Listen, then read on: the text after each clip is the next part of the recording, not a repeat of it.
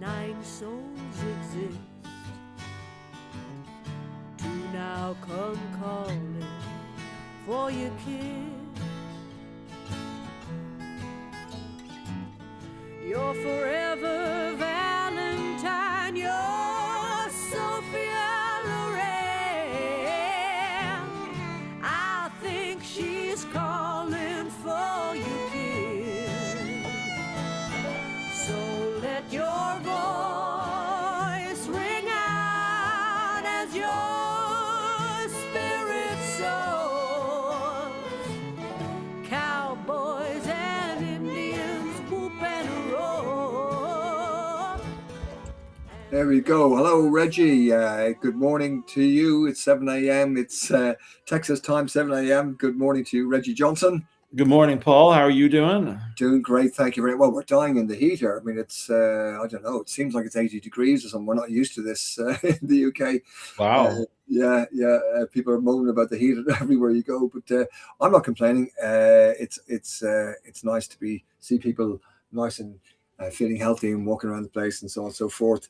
Welcome everybody. It's Friday. It's 1 o'clock UK time, and that means welcome to the Sustac Plans Chat Club, where we talk about AI, innovation, and ethics in marketing and business. I'm PR Smith, the founder of Sustac Planning, and Reggie Johnson's Director of Communications for Student Affairs at UNT, way over there in Fort Worth, Texas, USA, who are currently hosting the World Cup finals. And it's turning out to be quite an exciting affair. In fact, this weekend, we've got a plethora of games. We've got rugby tomorrow morning.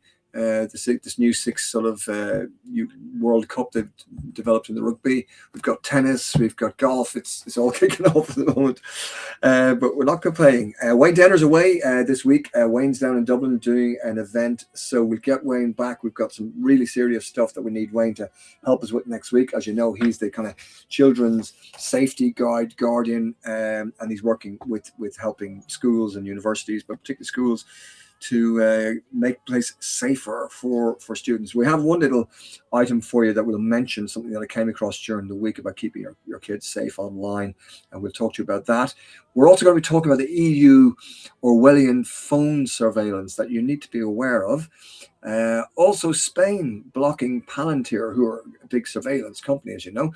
And then we've got Meta gagging blocks, or gagging the whistleblower. Now, that was part one last week. We're going to do part two, which is even more shocking this week. And then we're going on to some serious stuff. That's Meta and child abuse ads. And it's kind of an expose of these kind of ads being allowed, or allowed might be the wrong word to use, but appearing within Meta. So that's a very, very serious piece we need to raise. Then on to innovation-led, AI innovation-led marketing campaigns that went horribly wrong. And this is back to the Starbucks situation we talked about briefly last week. That's something a bit different. We're going to look at the PR entering the era of AI memory. So that's one to kind of think about. Then keeping your kids safe online, as I mentioned. And then we'll probably finish with Reggie doing a really positive piece about AI beating disinformation. And this is the stuff we really like, is the positive stuff of AI, some of the great things AI can do. So we'll end with that. So meanwhile, you just heard that wonderful track. Wasn't it lovely? That's Clara Rose calling for the kid. And what a beautiful piece of music that is. I have three of her tracks, which I'll be spreading over the weeks to come. So hope you enjoy that. We'll play the full thing at the end. And you can see that wonderful video, actually, unconsciously addressing screen time abuse and children vulnerability unconsciously. I actually contacted her about it, and she said actually that is a point. I don't know if it was intentional, but it's in there in the video. So it's a beautiful video. Recommend you see it on prsmith.org/blog. Right, let's get going. We've got a busy session today. Want to kind of get stuck in with this EU Orwellian phone surveillance. Reggie, what's this about? Yeah, so like if you're using WhatsApp, it's a messaging app. A lot of people use it, especially globally. They have side-to-side encryption. You kind of expect when you're messaging someone that you've got an encrypted message. What does that mean to you? Your message is private, right? Yep. What do you feel like when you're doing that? Do you feel pretty safe? Yeah. Oh well, I don't like anybody to take any of my. I'm increasingly reducing my data entry. Can you hear me? Okay. Yeah, I can. I just wanted to see what it made you think of to feel like it's wall-to-wall encryption. Well, there's an interesting thing from the EU. Parliament President Roberta Metsola is trying to push through this controversial law that would allow and mandate tech companies to be able to intercept and scan all of your private messages on their platforms. And we're talking about messaging through like WhatsApp, even though it's encrypted. And the argument, you'd think, like, why would anybody want to push this? Why would they want to push mass Yeah. surveillance other than this kind of Orwellian totalitarian mass surveillance, right? Well, the reason is, as so often we have seen with totalitarianism, and as Orwell himself wrote about in Animal Farm, the external threat from an external enemy justifies internal abuses of liberty. Well, this case, it's a very noble cause, stopping child sexual abuse material. The idea is that these child sexual abuse material purveyors that trade this material online are getting away with this. And so we need to be able to scan all text messages in order to be able to catch where they're trading stuff.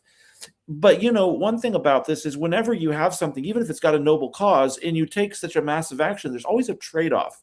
And the trade-off always has to be considered. One of the problems is if you question the initiative on behalf of the trade-off, you're said to be in favor of the problem, like you're in favor of child sexual abuse because you're not willing to oppose it. But I think that the trade-off of mass surveillance and potentially handing over to governments and tech companies, because this is about allowing, who's in favor of this move is Google and Meta and all of these companies that want to be able to surveil your stuff. And on top of that, they're political allies that then have access to it. Because if they're allowed to do surveillance and scan all of your messages, that means the government administration can say, we want access to this because we need it for national security or whatever other great sounding cause. So this is a very scary thing. The thing is, the president of the European Parliament also is she's really pushing for this. She is kind of overriding her own parliament that opposed it and still going about it a different way to try to make sure that it happens. So it's concerning her motivation for this. And there was even someone from Denmark had made a comment, and this was Sam Clark wrote about this in Politico. So this was from Politico EU. But I think the justice minister from Denmark said that people should stop believing that it's everyone's right to have encrypted messages. Essentially, everyone should stop believing they have the right to privacy. And that's very concerning to see this, especially in the EU. But it seems to be a couple politicians that are pushing this despite opposition from the majority.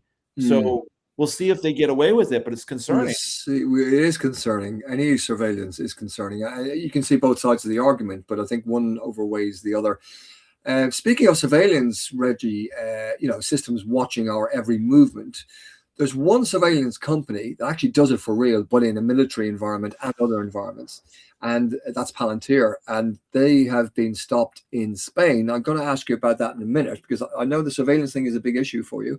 But you did pick up something about Palantir. Was it maybe last April? It was April, yeah. It was April. When Palantir were challenged by, they've got a £330 million NHS contract. Now that may seem like buttons to some of the American markets, but in the UK that's significant. And they got what's more significant is Palantir have a beachhead into the NHS, the National Health Service in the UK. And so it's been challenged, and it's actually was going to court. And so the Good Law Society are involved, and a group called Democracy for Sale, and they've taken Palantir to court. I think it's Palantir rather than the government or NHS that might have signed that. So they're actually saying no, and in fact, doctors and the British Medical Association have warned against handing sensitive health infrastructure to a company like this. You add that to the surveillance potential, and really, it's opening a dangerous door, in my opinion. So we keep you posted what happens with that one. But come back to Palantir and stay with Palantir, because they are a strange company. I'm sorry. Their American CEO, I think, is completely nuts. But they've done something, or Spain has done something with Palantir just recently, Reggie. Yes, this is interesting to see Europe's response to Palantir because initially we saw some companies, I mean, some countries bringing in Palantir into their infrastructure, their military, kind of slipping it in without anyone really noticing. And then people were like, hey, wait a minute, this is Palantir. They're a mass surveillance company. They're embedded in the Israeli military. They're embedded in the US military. Their CEO thinks there should be a tech oligarchy in the future and that the tech world should rule all government and political and other people shouldn't have rights, and Yeah. at least this, he's got some very strange views. And so we're starting to see them standing up. And this is right now, the most recent one is Spain. Now, while this wasn't a law, it was kind of like a extended veto for any companies that within a certain area to be able to use Palantir, essentially like when Trump has sent out an executive order in the United States saying Yeah. you're not allowed to use this company, they're blacklisted. He's essentially done Yeah. something similar and said, we're not using Palantir because we don't want our military information or our infrastructure information in the hands of this American company. And Spain is not the first. We saw something back in December. We talked about on this very chat back in December of 25, Switzerland rejected Palantir. Oh, they did. Yes. Yeah, they did after a Yeah. thorough risk assessment. They did this risk assessment to see what are the benefits. And obviously, the companies sell this ease of use of data and management, and of course, getting their own citizens' data because the politicians find that useful for many reasons. Yeah. But the problem is data sovereignty, and we've talked about data sovereignty on this show. But Yeah. when you're a European country, are you really comfortable handing your citizens private information in your own infrastructure, in your own military information to a U.S. company that is subject to their own government to overrule their privacy restrictions? Yeah. Because Yeah. you're essentially making yourself very vulnerable to the United States. And Yeah. as a country, wherever in the world, the idea of data sovereignty is you should have control over your own citizens' rights, Yeah. your own data, not be beholden to an American tech company.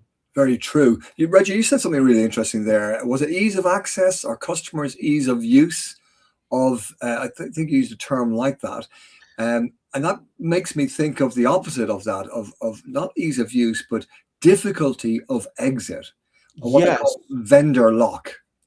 So there is a worry with people like companies like Palantir that once they get the teeth in on a contract and they immerse themselves into the system so much that it would be an almighty massive project to disengage and disentangle their systems, which are entrenched into the other systems and integrated in there, so that the cost of exit, there'll be huge fees and time delays to get them back out once they get in, and they call it vendor lock. And it's not uncommon to make it messy to switch brands sometimes, So vendor lock is an issue that they'd have to keep an eye on as well with this.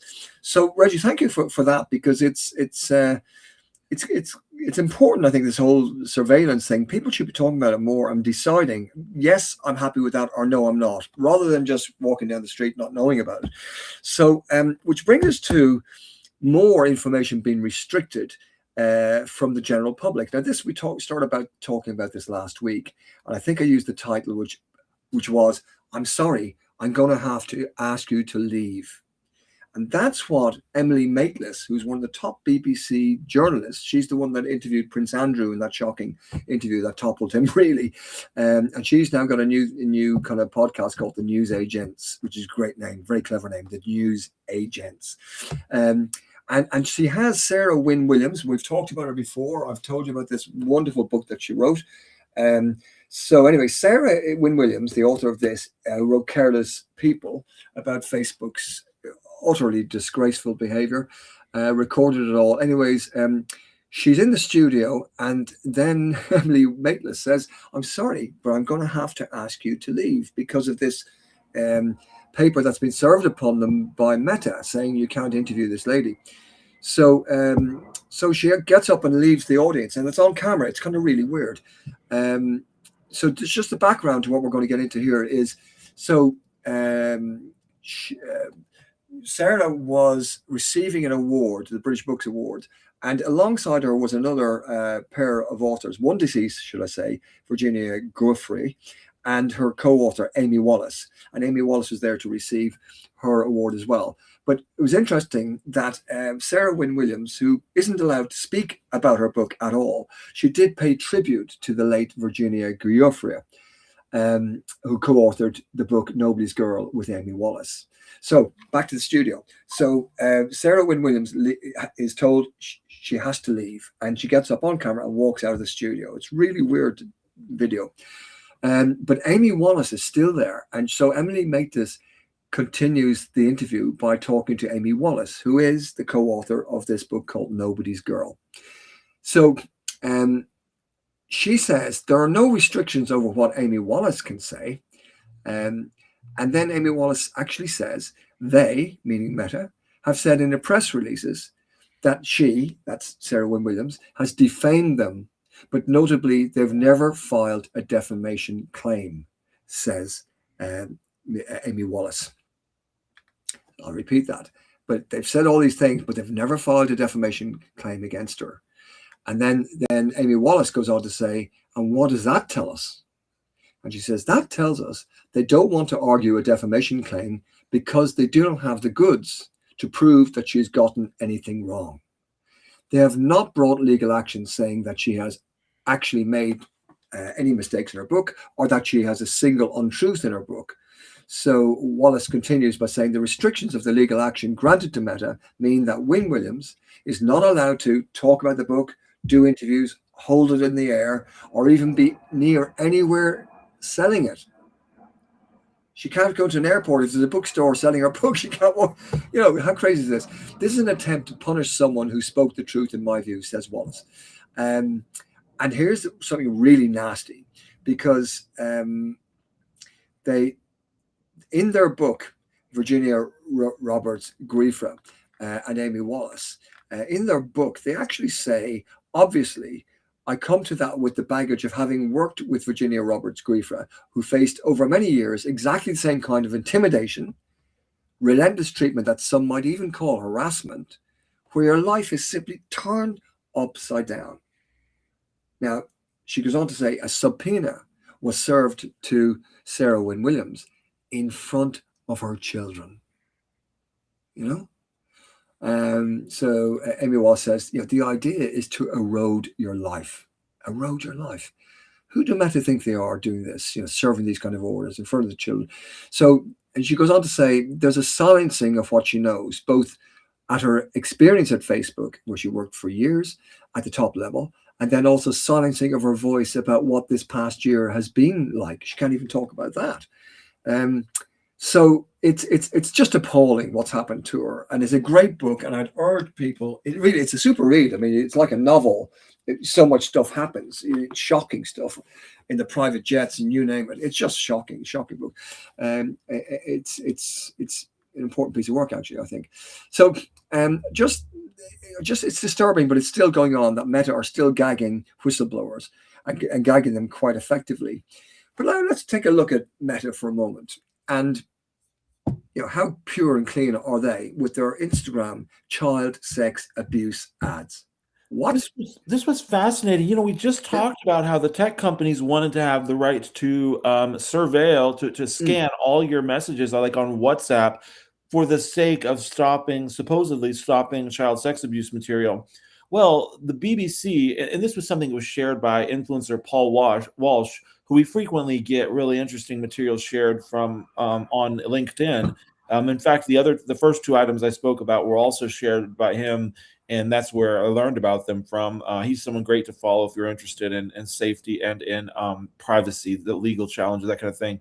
So this is the interesting thing. Some BBC reporters in India, they went on Instagram and they followed accounts with suggestive material, and within days, they were fed 30 child sex abuse ads. These are ads run through Meta, being pushed out just like any other ads, that redirected to a Telegram channel where they would sell child sex abuse material for 99 rupees.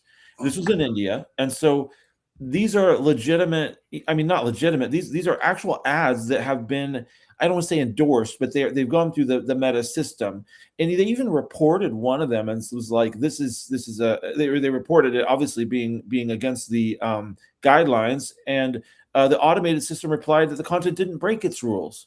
So And a robot said, no, it's okay. yeah, a robot said, no, it's okay. This ad's okay. There's nothing wrong with this ad. And remember, this is Meta that sacked just about their full safety team. Yes. Why? Well, money. I mean, and honestly, 97% of their revenue comes from ads. And according to their own documents, 10% of that is from fraud, scams, the kind of stuff that illegal goods, fraud, scams, and illegal goods make up 10% of their ad revenue. So they are not terribly motivated to crack down on it. They fire their safety team. They make enough money on these illegal scam ads that they'd have plenty of money to pay a safety team to get this under control. But there's no incentive. And with 1 in 4 lobbyists in the United States in Washington, D.C. being for the tech lobby, they are not being held accountable for this gross negligence. Because while they can rush out and persecute Sarah Wynne Williams for speaking out against them and create all these court orders saying we're going to be hurt irrevocably and our reputation will be permanently damaged, so therefore you got to stop her from talking about it, and they can convince the courts to do this, where is somebody coming to protect Sarah Wynne Williams? Where is somebody coming to protect the children being abused in this material? Why aren't we protecting other people from Meta? Where are the politicians? Where is the legal action? Once again, you go back to this, politicians' campaigns are being heavily funded by tech. And that's the system we have right now. And they're in the pockets of so many people. And this isn't just me saying this. I mean, this has been documented over years, and it's just becoming a seemingly a worse and worse problem as we have collusion between government and tech. So disturbing note about ads, because you think about ads, can you imagine a newspaper or a TV station running an ad for child sex abuse material? Oh, it's horrible. It's horrible. I mean, I don't know how that's allowed to continue. It's just utter. They need urgently to call a halt to that. Something we'll do next week. We haven't time this week. I want to talk about Meta again, moving on from those bizarre, warped, and disgusting ads that we've been talking about. Meta spy glasses, as some people call them, is a walking surveillance device that gathers data from around the world through the users that are wearing them. And consumers are paying to wear these glasses once they're collecting data for Meta. And more data, and more data. So next week, we're going to feature a piece. When Wayne is back, we're going to kind of explore this in a bit more detail. But Siobhan McDermott wrote a piece, which is fantastic. Meta silently adds face recognition glasses to millions of phones.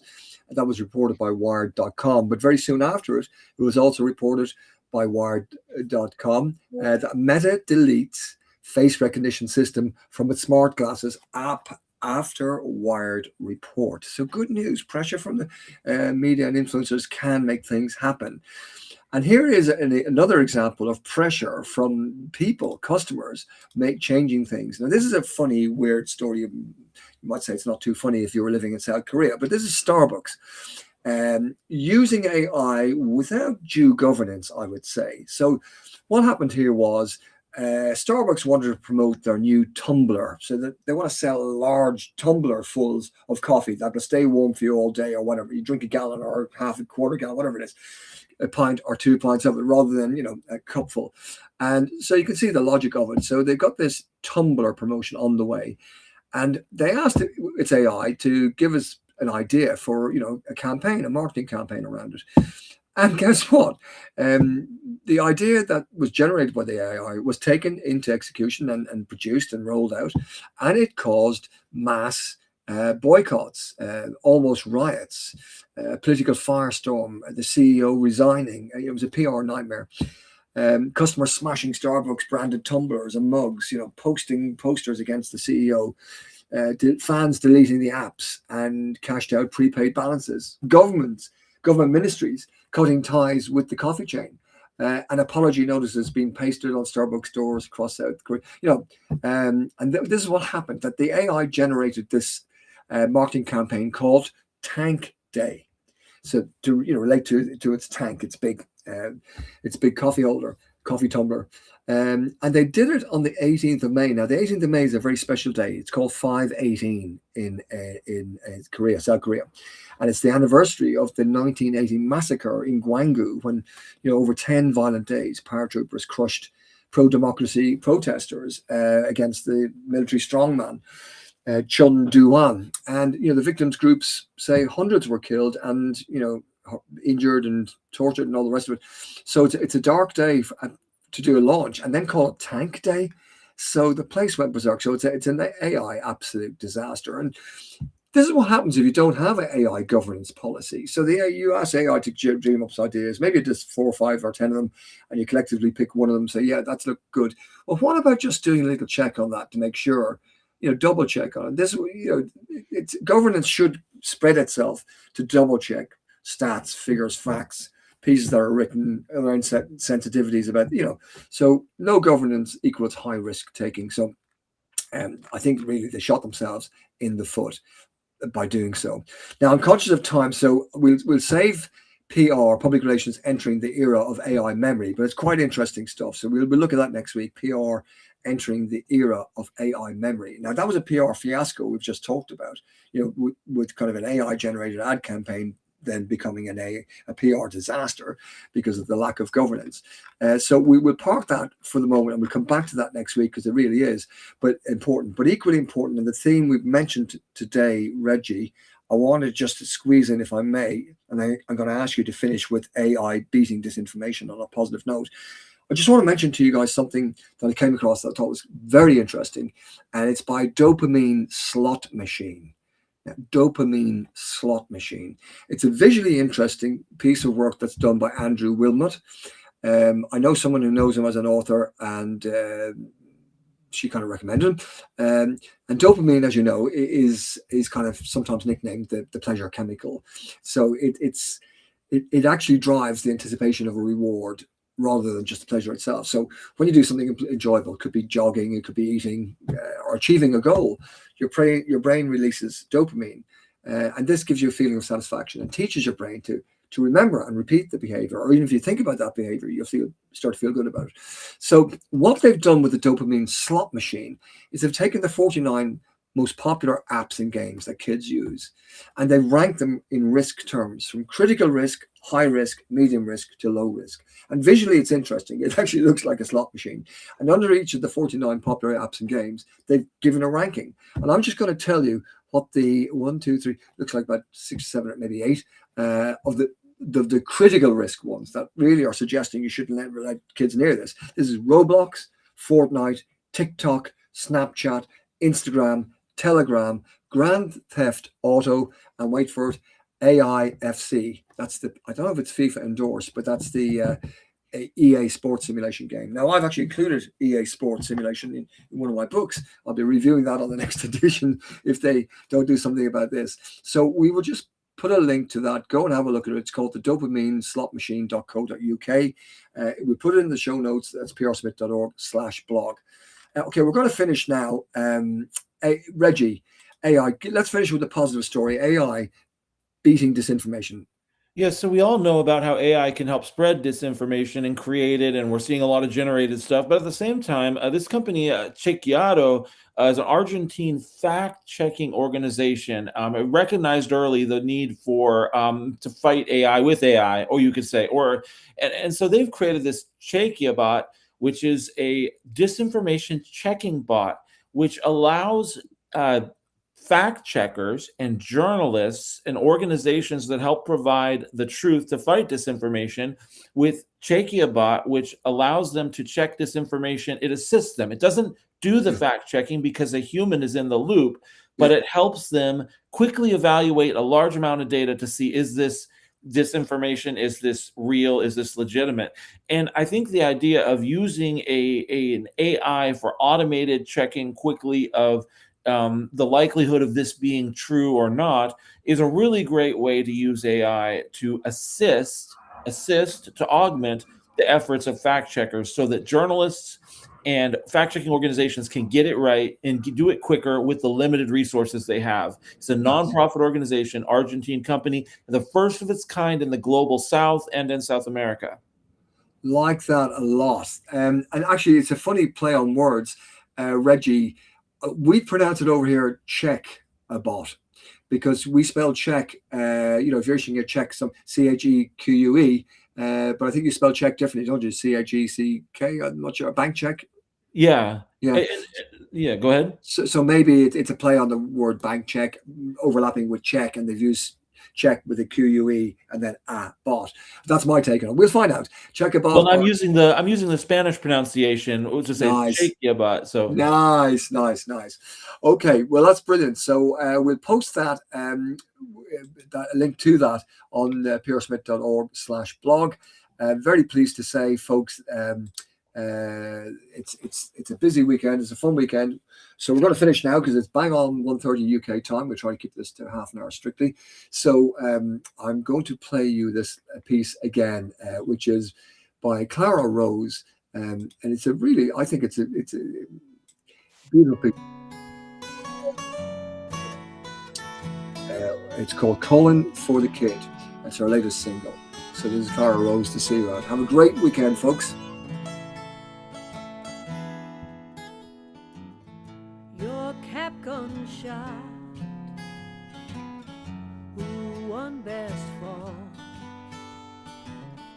When they came calling for the kid.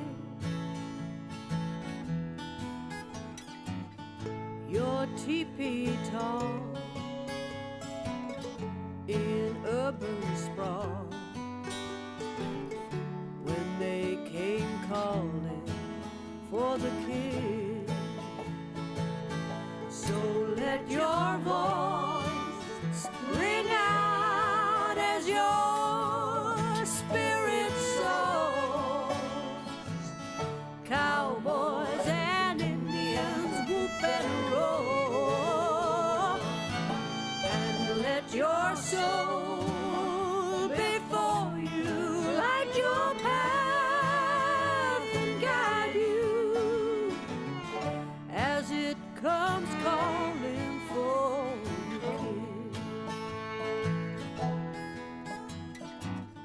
Your long life live. Say farewell, Reggie. Have a good one.